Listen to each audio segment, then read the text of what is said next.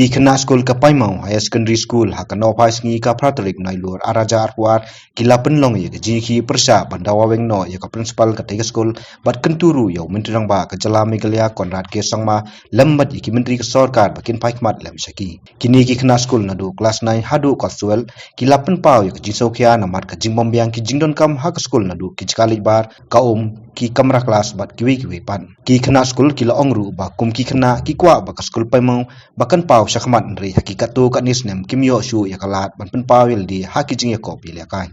We are standing here for the cause of the removal of the principal of Pine Mount School. We want our rights.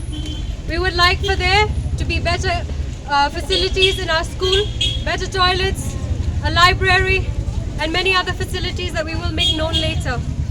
But as for today, we stand here, the senior representatives of class 12 and class 9, 10 and 11 of Pine Mount School. We stand here today, we would like to say, please heed our request. Already been an investigation committee prior. We have not seen the results. We would like for there to be a change in Pine Mount. We would like to see changes. Our girls have suffered long enough. We would like for there to be a change. We also request the help of the parents. Please help us. Solemn request to the government.